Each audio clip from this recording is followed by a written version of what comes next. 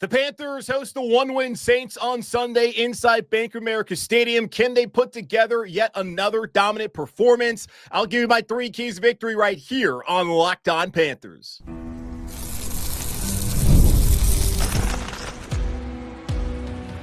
You are Locked On Panthers, your daily Carolina Panthers podcast. Part of the Locked On Podcast Network, your team every day. Welcome into another edition of the Locked On Panthers podcast, the part of the Locked On Podcast Network. I'm your host, as always, Julian Council, talking Carolina Panthers with you every Monday, Tuesday, Wednesday, Thursday, and yes, of course, Friday, your team every day. That's our motto here on the Locked On Podcast Network. Thanks for watching the show right here on YouTube and listening wherever you listen to your favorite podcast. Today's episode of Locked On Panthers is brought to you by Game Time. Download the Game Time app, create an account, and use code LOCKEDONNFL for $20 off your first purchase. The 5-4 Carolina Panthers welcome in the 1-8 New Orleans Saints to Bank of America Stadium on Sunday afternoon in a game where I feel like the Panthers simply need to take care of business. You look back a couple weeks ago against Miami, 17-0 deficit. The Dolphins are terrible. Now, Carolina came back and won that game. And looking at the total yardage, very clearly, the Panthers were the better team. They just had some poor turnovers there that allowed the Dolphins to get that cushion that they could not hold on to. You can't have another one of those games on Sunday. And same thing looking at the Jets game a couple weeks ago. The Jets are also awful, but the Panthers just really fumbled and stumbled their way through that game. Of course, they won it. Jason Horn's like, I'm not losing to the Jets this year, guys. Let's not make this a thing. And they held on to win. But 2 not really convincing performances against 2 of the worst teams in the NFL. I do not want to see that on Sunday against the Saints, starting Tyler Shough, the rookie, a 26-year-old damn rookie, his second career start. This is a game where Carolina needs to put together a total performance offensively, defensively, and on special teams. We'll see if they can do that. The injury report, it is out, and looking at it, heading to week 10, the Panthers are looking pretty healthy, especially considering all that they've been through. We'll talk about that momentarily, but let's start up this Friday show as we start off every single Friday throughout the regular season here on Locked On Panthers, and that's by me giving you my 3 keys victory ahead of Sunday's game against the Saints. Key number 1, I'm guessing there were a few of you that were concerned on Wednesday when the injury report came out and that Rico Dowdle was on it and that he did not practice with the quad injury. And I'm guessing you were still a little bit concerned on Thursday when he still was limited out there on practice with the quad injury. But here on Friday, he was a full participant, no injury designation, and Rico is good to go for Sunday. And my guess is if he indeed is going to be the offense, and we'll get to the passing game momentarily, if he's going to have this big of a role in determining whether the Panthers have success offensively and they're in win games on Sunday and eventually Monday, maybe a Saturday later on this year, we'll find out, he's going to need to probably be monitored the rest of the season to where you don't need to practice on Wednesday. They're not in pads anyways. Thursday, have them limited. Friday, when you had everything going on with the walkthrough, full participant, all of that. If that is going to be the cadence the rest of the year, I'm good with that, but you have to make sure he is good to go, is ready to get 25 plus touches every single week moving forward. And the bye week, which is still a couple weeks away, really will be perfectly timed considering what they have after that to end off the season. But obviously, key number 1 is to ride Rico. That's what's gotten you to this point in time. That's why you came back and beat Miami. That's why you beat Dallas. That's why you won last week in Green Bay, combined with a really good defensive performance against a Packers offense that was humming the week prior in their Sunday Night Football win against the Steelers. You've heard all the numbers throughout the week that I've given you. Rico, since week 5, when he started against Miami, is leading the NFL in rushing. Go back to week 1 of the season. He's 3rd overall in rushing yards. When you look at running backs with 100-plus carries in the NFL this season, he is 2nd in the NFL in EPA per rush, only behind Jonathan Taylor. He's 4th in yards after contact among that group, 2nd explosive rush percentage, that's runs 12 plus yards. He's 4th in rushing successful play rate, and he's 3rd in successful play percentage on run plays. He has been one of the best backs in the NFL, and he so far has made $3.25 million. And that's a $500,000 that he picked up based off of incentives. And I'm guessing on Sunday, he's going to earn another $500,000 once he has yet another 100-plus performance on the ground. And of course, catching the ball out of the backfield as well. So ride Rico. And that's what's gotten you to this point at 5-4 and why this team is thickly in the hunt when it comes to the playoffs here in 2025. Number two, if the Panthers are going to actually be a playoff team this season, we can talk more about the P word later on, but they're really going to be a team that's going to actually be there in January, playing on Wild Card Weekend. And hell, maybe they went out, then they won't be playing on Wild Card Weekend. They could be the number one seed, but let's not get ahead of ourselves. Obviously, they're going to need Bryce Young to be so much better than what he's been. And yes, Bryce last Sunday made the throws McMillan and a Coker, then really great job disguising what they were doing offensively, giving Rico Dowdle some pass protections that weren't real, and then great job by the offensive line opening up that hole. Rico gets 19 yards. That sets him up for the game-winning field goal. So Bryce has been key in these wins against Miami. Even when he made the bad mistakes, he made huge plays for them to win that game. Dallas, I think one of his best performances of the season, may be the best. He was really good in that game as well. When games have been on the line, in the fourth quarter, going back to when he's gotten to the league, 9 game-winning drives. That is tied with Patrick Mahomes, Geno Smith, and Jalen Hurts. Let's throw out Geno, and let's throw out Pat. Can you be Jalen Hurts, who I know pisses off his receivers every single week, but you can get some level of consistency. That's what you want to see throughout the game and not just in the fourth quarter. And if they're truly going to be one of those 14 teams at the end of the day, in January, they have to get their passing game in order. And that is key number 2. Right now, there are 17 teams in the NFL that have a winning record. Those are the 17 teams that are in the hunt heading into week 10 here of the season for the playoffs. Of those 17 primary starting quarterbacks, we're counting Mac Jones since Brock Purdy's been banged up, the 17 primary starters on those teams, this is where Bryce Young is ranking as of this moment. He is 16th in passer rating, only ahead of Trevor Lawrence, who really has not played well in Jacksonville this season. He is last in EPA per dropback, last in EPA per play, last in explosive pass percentage. That's passes 16-plus yards. That's last in passing yards, last in yards per attempt, and it is 12th.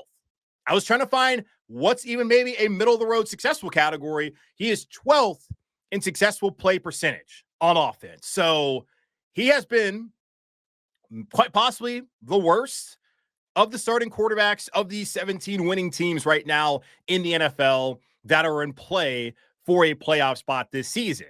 And I don't necessarily think he has been, but the production has been at the bottom when looking at all these guys. And I don't think with Tampa remaining on the schedule twice, Seattle on the schedule, San Francisco, and LA, I don't think that they can continue to get by with that. 102 passing yards last week. It worked. 83 heading into that final drive. Okay, it worked against Green Bay. But the Packers, they didn't have a problem getting into the red zone. They had a problem finishing drives. And had they finished those drives, that would not have been enough from Bryce to win that game. But it was. And that's what the most important thing is.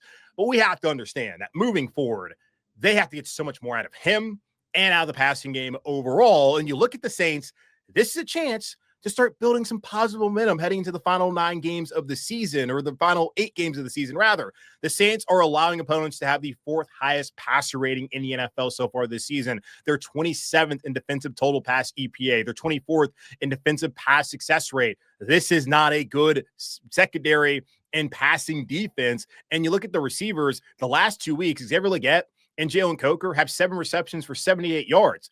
Tedero McMillan has 11 receptions for 145 yards past 2 weeks. So he at least is getting production and is doing what he needs to do. But you got to get XL and Jalen going out there and making some plays. Brad Exit, the Panthers OC, talked about this on Thursday, trying to get Jalen Coker more involved. You can get all 3 of those guys going, then you can have something in the pass game. But it all starts there with number 9. You're getting good pass protection. You have your receivers back healthy. You have to do your 1/11th, something that Dave Canales talks all the time about, and go out there and elevate what this offense has been so far, which has been Rico Dowdle, carry us home, baby. So that's what they need to do. They want to fulfill all the dreams that you all have had this week after beating Green Bay. They must get their passing game in order. And what a better week to do it than right now against this terrible Saints team. And then number 3, Tyler Shough, making his second career start. Both of them now on the road. Wasn't really great last week in New Orleans. Had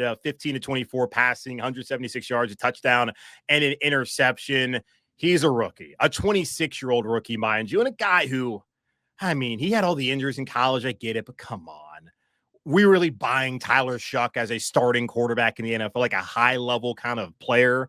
I'm not going to do that. So number 3, force Tyler Shough to make mistakes. The Panthers so far this season are 3-0 when winning the turnover battle. The Panthers have 13 turnovers, while the Saints have 14. So both these teams have been turnover prone. They're ranked 28th and 29th respectively in turnover EPA per game. But the Saints cannot really protect, and they just got rid of or traded away Trevor Penning, who really struggled for them, the former first rounder out of Northern Iowa, who's playing guard for them.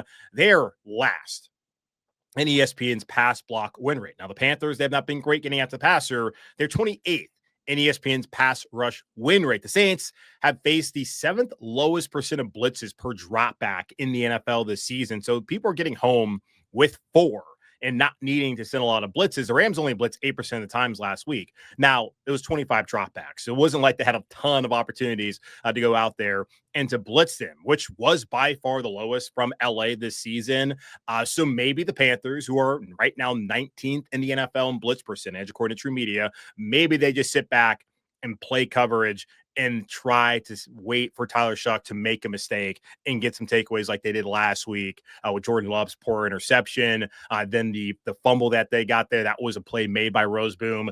Win a turnover battle. You get that. You're 3-0 already. You'd be 4-0. So force Tyler Shough to make mistakes. Get your passing game in order and ride Rico Dowdle to yet another W. Those are my 3 keys to victory. Rico is good to go. What about the offensive line and an outside linebacker who missed last week? We'll talk about that here in just a moment on Locked on Panthers. If you're still overpaying for wireless, it's time to say yes to saying no. At Mint Mobile, their favorite word is no. No contracts, no monthly bills, no averages, no hidden fees, no BS. I said yes to making a switch and getting premium wireless for just $15 a month. Mint makes it simple. All plans come with high-speed data and unlimited talk and text delivered on the nation's largest 5G network. You can even bring your own phone and keep your same number and contacts. I love that you're getting the same quality service you had before, but for the fraction of the price. The setup is super easy. You kept your number and then you're running in minutes. Ready to say yes to saying no? Make the switch at mintmobile.com/lockedonnfl. That's mintmobile.com/lockedonnfl. Upfront payment of $45 required. Limited time new customer offer for first 3 months only. Speeds may slow above 35 gigabytes on unlimited plan. Taxes and fees extra. See Mint Mobile for details. The NFL season is back, and honestly, there's nothing better than being in the stadium surrounded by fans cheering on your team. But let's be honest, getting tickets can be a hassle between queues, login screens, and prices jumping at checkout. It's frustrating. That's why I use Game Time, the app that gives the advantage back to fans. Game Time is fast, easy, and backed by the Game Time guarantee. You'll always get 100% authentic tickets delivered on time and at the best price. Plus, all fees are included, so the price you see is the price you pay. I pulled up Game Time, and in just a couple taps, I saw amazing deals. I'm talking about your favorite NFL games as low as $100. And let me pull up Game Time right now and check out some of the prices for the game on Sunday. Get in as low as $72. And if you want to sit lower bowl, finding some great deals, tickets in the club level for only $145. Who would not want that? The app made it super simple. I could see the exact view for my seat before buying. Honestly, it's faster, cheaper, and less stressful than any other way I've bought tickets. Download the Game Time app, create an account, and use code LOCKEDONNFL for $20 off your first purchase. Terms apply. Again, that's promo code LOCKEDONNFL for $20 off. Swipe, tap, ticket, go. Download Game Time today. Taking a look at the Week 10 injury report as Panthers face off against the Saints on Sunday at home inside Bank of America Stadium, looking to get to 6-4 and not show that last week was a fluke, because it wasn't a fluke. That was a really good win for this team, but to show that, hey, we are serious this season. They've done that so far by beating Miami and by beating the Jets. Do it again against New Orleans, and then after the bye week in a couple weeks, do it again down there in New Orleans and beat one of the worst teams in the NFL and pick up 4, which should have been, but it's the NFL, easy win. So looking at the injury report, Rico Dowdle was on it throughout the week. He did not practice on Wednesday with the quad, was limited on Thursday with the quad, then on Friday, full participant. No injury designation for Rico Dowdle for this game on Sunday. Derrick Brown having to deal with an elbow. He also is good to go. No injury designation for him. Damian Lewis has an oblique. He is good to go. No injury designation. Cade Mays, he is back this week. Dealt with an ankle and knee that he suffered in the loss against Buffalo. Did not play last week. He is good to go as well. No injury designation. And that means that the Panthers will have Ike Ekwonu at left tackle, Damian Lewis at left guard, Cade Mays starting again at center. Austin Corbett will get the nod at right guard, and then Taylor Moton, who's been off the injury report all week long after being active last week, but did not play due to a knee injury that was suffered in that same loss where Mays and Christensen, a lot of guys went down in that game. He did not play. Josh Nijman got to start last week and actually graded out pretty well, might I add, and we brought that up on Monday. Or on Tuesday, rather, when looking back at the good, the bad, and the ugly, which we do every single week following those games on Tuesday. So stay tuned for that next week after this game, which I'm expecting to talk about a lot of good, hopefully no bad, and certainly nothing ugly about beating the Saints, if that is what happens, of course, on Sunday. So you're looking now at your 8th starting combination in 10 weeks, but it involves 5 guys who you would feel comfortable starting any week of the year. I know that Mays is settled in there at center, but that's where Corbett was to start off the season. He was a right guard for Carolina prior to last year when they moved him to center after they signed Robert Hunt and Damian Lewis. So I think he may be better off at right guard for the time being. You look at the depth chart on Panthers.com, it's always unofficial. They have Chandler Zavala, who is out this week with an elbow. They have him listed as the starter there, and behind him is Jake Curhan, who will be active on Sunday. I'm expecting that to be Josh Diamond, Jake Curhan, and Nick Samak. Those would be the guys, the other 3 offensive linemen who are not injured, aside from, of course, Cade, Chandler Zavala. Those are the 4 guys, Nijman, Curhan, Samak, and Zavala, the 4 guys behind those starters that are the active offensive linemen. I'm guessing they'll carry those 3, Nijman, Curhan, and Samak on Sunday in this game. Prince Yellen missed last week with an ankle. He's been good all week on the injury report. He has no injury designation, and even looking at it, he was full on Thursday and full on Wednesday. So that was clearly pointing towards him playing on Sunday. Lathan Ransom, he's good. He had an illness and missed practice a couple of days ago. Bryson Tremaine, he's been dealing with a hip. He is listed as questionable. He did not practice on Thursday, did not have any sort of issue on Wednesday. So I'm guessing he'll probably be fine. If not, that would give an opportunity for our old friend Hunter Renfrow, who's still our new friend, but I would give him an opportunity to play. I'm guessing that Bryson being full today, he'll be good to go on Sunday. And then lastly, looking at it, Tyrell McMillan, he is up there with a hamstring. He was limited on Friday and is listed as questionable. And that is something that seems to have just popped up later on this week, as he was not on the injury report on Wednesday or on Thursday. So that's where things stand heading into this Week 10 matchup against the Saints, where the Panthers simply need to take care of business. I'll give you one final word heading into this game on Sunday here in just a moment on Locked On Panthers. This episode is brought to you by Prize Picks. You and I make decisions every day, but on Prize Picks, being right can actually get you paid. Don't miss any of the excitement of this sports season, whether you're following the NFL, NBA, or both. There's no better time to jump in on the action. If you haven't tried it yet, Prize Picks is the simplest way to play. You just pick more or less on at least 2 player stats, and if you get them right, you win. It takes less than 60 seconds to make your lineup, and you can play anywhere. Prize Picks operates, including California, Texas, Georgia, and yes, here in the old state of North Carolina. I've been using Prize Picks during both football Sundays and NBA tip-offs. It keeps every game exciting. The new Stacks feature is a game changer. You can pick more on Charlotte native Steph Curry's points, threes, and assists in the same lineup. Plus, if one of your players leaves early with an injury, you're good to go because the injury reboot saves your lineup from a loss every single time. Download the PricePick app today and use code LOCKEDONNFL to get $50 in lineups after you play your first $5 lineup. That's code LOCKEDONNFL for $50 in lineups after your first $5 lineup. PricePicks, it's good to be right. The 5-4 Carolina Panthers are welcoming in the 1-8 New Orleans Saints, which means this is a game the Panthers should not lose and really cannot afford to lose if they want to achieve all the dreams that everyone in Panthers Nation has been dreaming up, thinking up since that win last week when Ryan Fitzgerald put it right between the goalpost there at Lambeau Field to get Carolina to 5-4 and to be in a spot with New Orleans this week and Atlanta next week to where they could really be in a great position heading into the final month of the season and hopefully back in the playoffs for the first time since 2017. So simply, they need to take care of business. And you look at the performances so far this season against teams of the Saints class, which is the basement of the NFL, where Carolina used to be. And I was chuckling yesterday on the show when Ross Jackson of Locked On Saints was talking about how the Panthers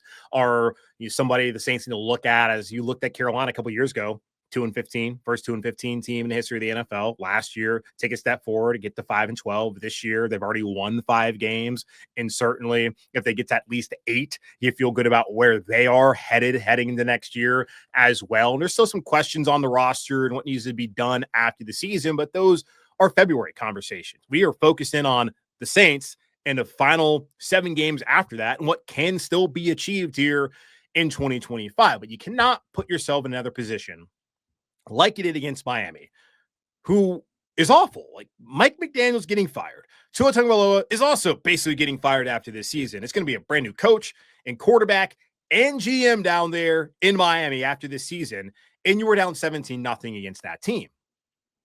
That cannot happen. There cannot be some little hiccup early in the game. And if you do have a turnover, they have shown their resiliency. That's been a part of the DNA, the identity and culture that they're building here under Dave Canales over the last year and a half.